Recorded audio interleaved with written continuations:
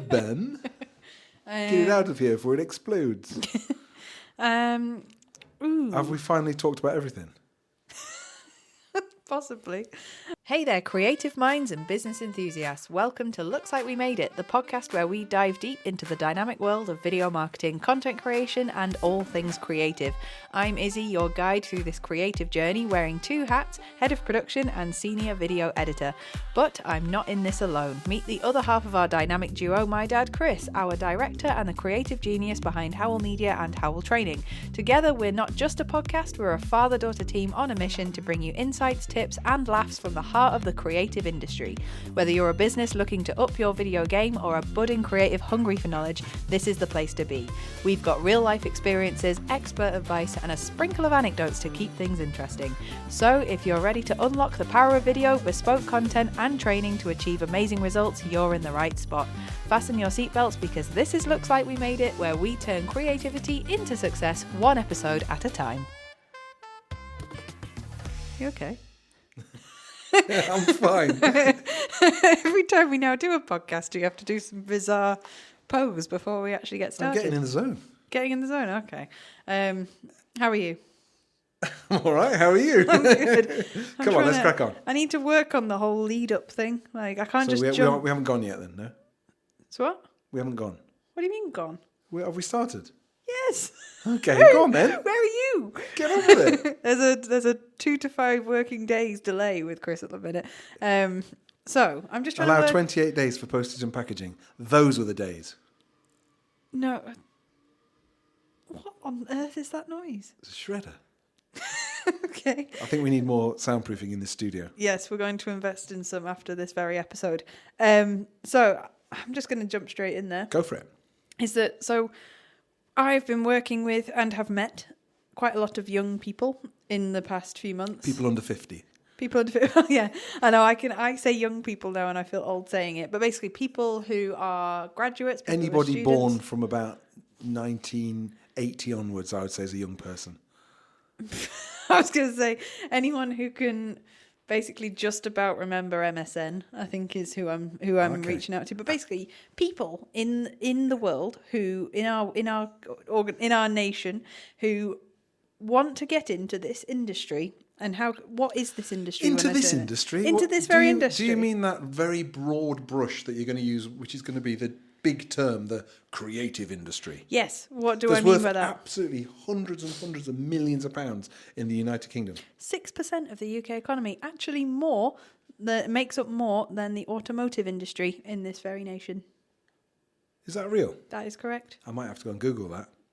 That I don't believe you. For every pound... Seriously? Yes, for every pound spent on the creative industry, there is on average a £1.06 return. Wow. So that's good. So which then leads us nicely into me ranting and raving about it then for the next 40 minutes. No. So what is the creative industry? Oh no, that's too big a question. What is the creative industry? Well, no, right. Define it a little bit more. Okay. You've been in it for years. Tell us about it. The creative industry is it's an ideas factory, isn't it? I mean, ultimately, it's about people that have got a creative bent that means that they what? A kind of a creative flair. Okay. Because ultimately, it's not just kind of making stuff look pretty. It's about storytelling. It's about brand positioning. It's about selling. I mean, that's the other thing. I mean, it's a big ticket. It's a big deal industry we're in. But it is such a wide brush that covers a lot of ground. You've got everything from graphic designers, marketeers. You've got filmmakers. You've got copywriters. You've got anything creative that you make money from, isn't it? Yeah, anything creative that you can make money from. That's a good. Well, and I think that then there's lots of sub industries in the creative industry, and we kind of blend into lots of different ones. But we bleed into different industries. Then he's in the pedantic industry. The pedantic industry. We're part of lots of. We end up dabbling in different industries, and they all kind of bleed together in different ways. Yeah, I don't like the word dabble. Well, anyway, what I'm trying to say is that we are what you could argue is in the commercial film industry. Yes. Because we do predominantly promotional content, but then we've also done documentary content. We've done sort of more case study content, stuff that isn't directly promotional as well, but it has some kind of creative benefit. But within that, I get approached whenever I do any kind of workshops or career sessions or anything with young people who are about 14 to about 24. So that 10 years where a lot happens in your life. It's quite a big 10 years to be going through. I do get asked by a lot of them who will tend to be too scared to ask me a question during it, and then we'll form an orderly queue afterwards. And almost all of them come up to me and go, how do I get into the film industry? How do I get into what you do? How do I do what you do? And often I end up being almost stuck because I think, oh, actually, every single person in the creative industry has had their own unique route into it. There's no, unlike being a doctor or an engineer or something, there's no sort of, you have to do a set amount of training and you have to do a set amount of years and then you get a set job. Like it all happens organically. So my question this week, or the question for our lovely people listening, is how do you get into the industry as a freelancer? Oh, it's a big question, that one. As a freelancer. Yeah, so that in itself, you've talked about one route in there as a freelancer, which is probably the most immediate way in, insofar as you can just say, I'm freelance, whatever. I'm a freelance graphic designer. I'm a freelance filmmaker. I'm a freelance illustrator. I'm a freelance whatever. You can call yourself what you like. I mean, I'm an actor. I've just never had a part. I mean, but in reality, that's the easiest launch position to be in. Yeah, and technically you did have a part. You were in my A-level film back there was that, yeah, the 2010s. Incidentally, now I've lost my train of thought now. So so basically, a route in. Well, ultimately, it's about contacts, and this is a hackneyed phrase and a well-trodden path. But ultimately, it's about the people you know, and it's about what you are able to do / willing and able to do, insofar as, in my experience, what I find is lots of people come into, particularly sort of the real kind of blank sheet of paper side of the business. So kind of, art. People that come up with ideas, literally like I'm gonna draw you something, I'm gonna make you something from scratch. They often come in from a kind of I wanna change the world, I wanna save the world, which is great. And I only want to do this, I only want to do that, I don't want to get involved in the other. And then unfortunately the reality of rent and needing to eat and that kind of stuff kind of comes home to roost, and before you know it, you're designing a 200-page brochure on urinals, or it's a glamorous job, or you're doing you're designing something. You think, wow, this is not really where I imagined my career going. I believe all design has merit. I believe all creativity is brilliant, and I would put as much passion and as much of myself into designing a fence post brochure as I would designing a fancy thing for a cool hip band or a ace thing for an automotive industry or whatever it might be. And I think that and it's a real privilege to be able to do it for money. Yeah, absolutely. It's a unique industry insofar as you've almost got to, well, it seems to be, you've almost got to be semi-vocational to start off. And I think there are some unscrupulous people that take advantage of people that want to get into the industry.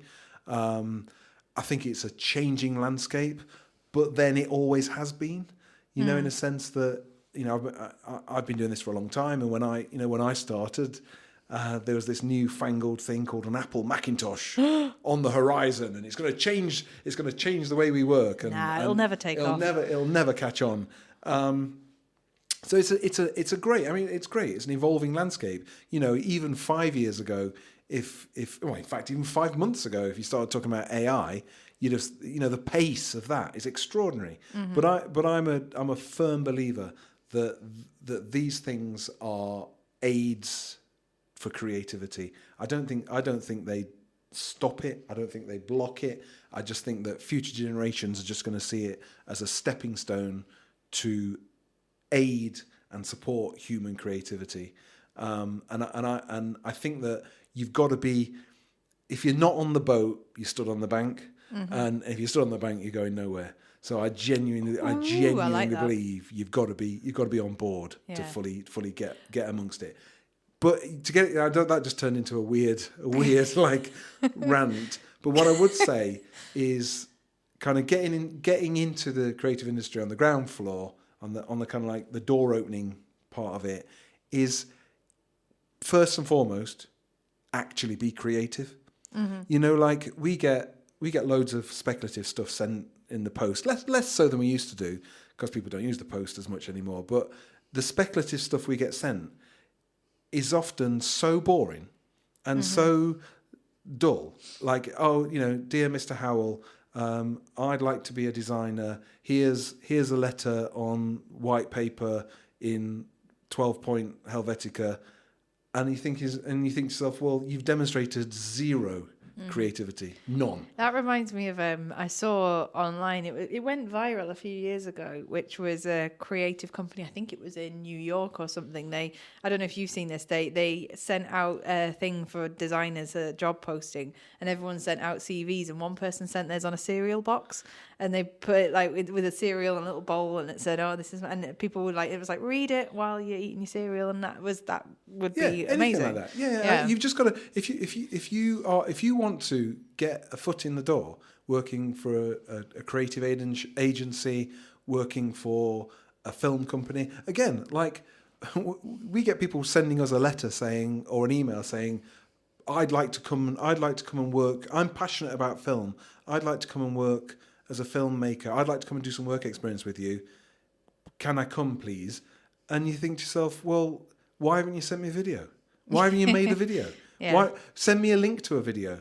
Yeah. You know, I just, you know, it doesn't. You've got to, if you're going to be creative, you're going to need to have some zest, some sort of flair, something about you, you know, and in reality, you've got to have stuff to point at, and you've got to make it. Just go out and make it. And nowadays, it's easy. Just, you know, the tools are free. You know, your inspiration, your drive, your enthusiasm, your motivation to want to be in the creative industry should be literally. You should have stuff. You should have an embarrassment of riches, and it's those people that put themselves out. Those people that actually go out and do it. And it doesn't have to be perfect. It doesn't have to be technically brilliant. It just has to be a good idea. You know, it just if you want to be a writer, put a strapline together, put some words together, you know, and we'll see through you know, and if you, I don't know, even if you're going to use AI to help you, then great. Tell us, I've done this on AI. What do you think of this? You know, and as I say, I know I'm going off at a tangent, but it's ultimately about get out and do it. Yeah, well, be passionate. I think that's sort of the in this day and age, it's that sort of thing of like, you don't have to throw away your creativity in order to do the things that make you money. Like, actually, I quite like when we, like I said, we're commercial film industry predominantly, or we're in that sort of world of advertising, is that I quite like the challenge as well. When someone approaches you, a business or wherever approaches you and says, oh, I'm sorry, they sort of apologetically come through our door and go, oh, I'm sorry, this is going to be a really boring one or something. And actually, I quite like that, because as a creative person in a creative business, I quite like being able to try and make something that someone's assumed is boring and make that interesting. Like, it doesn't always have to be the wild, wacky, out there passion project stuff. You can be trying to bring to life a promo for a bank or a school or something that you might think, oh, actually, that's not very creative. But actually, it's those kinds of challenges where we send our filmmakers out on a shoot that it's probably maybe like an event or a seminar or sort of, I don't know, a promo, whatever it may be for an organisation that might be quite corporate, might be quite, they're one of those guilty, we're a bit boring types. But when they go out and do it, you can see their eyes are looking around the room, they're looking at things and they think, ooh, that branded coffee cup with that keyboard and that person sat looking at that screen with that mirror behind, that looks really good, or that looks interesting. And their job isn't necessarily to be thinking about the strategy behind it or the marketing or the plan or the logistics or whatever. Their job is just make it look really, really good. And we're then the people behind it who then take that and help them build that story behind Absolutely. it. But that's the bit that I love seeing. I love seeing when we have filmmakers on shoots, we have editors or people who do a particular role in a larger creative machine, when they just get so excited by a shot of someone's footsteps going through a puddle, and you think, oh, that is amazing, seeing people get so like just fired up by something really simple. And well, it matters, you see. Yeah, because it matters. The devil is in the detail as well. It is absolutely in the detail. And I think so we've gone completely off track here. We've gone very inspirational. So you started off with how do you get into the creative industry, and we've just ranted. Yes, basically. But I think that as someone who, when I got into the creative industry, was obviously pre-pandemic, it was a different time. I mean, yours was a while ago now, but mine was pre-industrial revolution. yours was, they just looked at print and gone, ooh, that's new. But I think that the main principles are the same, is not to expect doing the fun stuff all the time. And I don't mean like the fun projects. I mean doing the thing you got into doing it for. Because if you're a filmmaker and editor, like the fun part of your job is doing the bit you're trained in. So being a filmmaker, being an editor, being a designer. But you do spend a lot of other time doing your accounts, sending invoices, sending emails, networking. Like the bit that you got in to actually do is the bit that you're not doing 100% of the time. And that does shock a lot of young people when they get into the freelance world. They realise you spend so much of your time chasing invoices, sending invoices, doing your taxes, all this sort of stuff that just adds up. Well, if you're starting, if we're only talking about freelancers here, because I feel like this is a big topic and perhaps one we could come back to at a later. We could split this up. Because let's just focus on freelancers at the minute. I appreciate everything you said there about you'll be doing a whole load of stuff around essentially. Becoming a freelancer is code for becoming a business person. Absolutely, becoming someone who's actually starting and running a business. Mm-hmm. And all those things you talked about invoicing and all that kind of stuff, that's all valid. The actual thing you'll spend most of your time doing is trying to get work. Yeah. In reality, because you'll find that you've got this skill, you've got something to offer, and if no one's buying, that can be quite a disheartening place to be. And that doesn't change insofar as all the old cliches apply in the world of freelance creativity, in that famine or feast. You're either worrying because you've got no work to do, or you're worrying because you can't do the work you've got on. Yeah. And the happy medium in between doesn't really exist that often. Yeah. And then you've got to learn about time management, about the realities of under-promising and over-delivering, and that whole thing of, I've won this work, I've really, really got to go to town, I've got to blow the customer away. So, you quote for 4 hours work and you spend 4 days doing it. Mm-hmm. You got to know your worth as well. That's the other thing as well.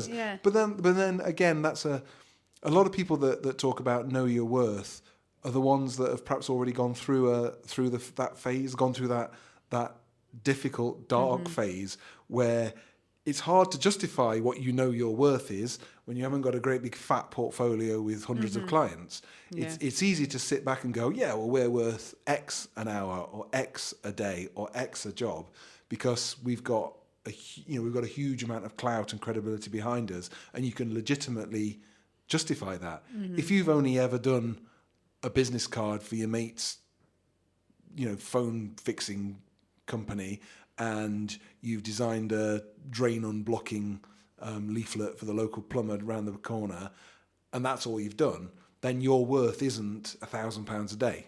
Yeah, well, that's it. I mean, I've had a couple of times where I've done a bit of consultancy with new freelancers or people who've just come in the industry, and they ask me as a freelancer, as part of my career, is they ask me, well, what's your day rate? And I go, my day rate is this, and they'll go, okay, that's good to know. I'll charge that. And I go, well, I don't know, because actually you've got to over time get a sense of what you do and how long it takes you, and you get a sense of how your craft works in a sort of in a work setting. And I think if you're a really good artist or a good filmmaker and stuff, actually assigning time to it and value to it does take a bit of time to learn. Well, it's all. I mean, there's a lot of quite cliched things around that whole area, isn't there? Where the person turns up and fixes the gadget and and they say that'll be £500, please, and the customer says you're only here 10 minutes, and they said, well, yeah, £480 of it was for my knowledge and £20 of it was for my time.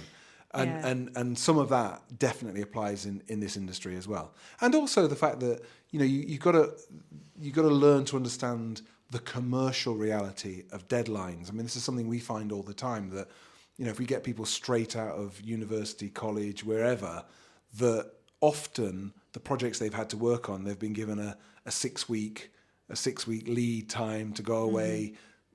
Which is great to really understand the topic, really understand the work, come up with loads of ideas, do it, deliver it in 6 weeks' time. Oh, lovely.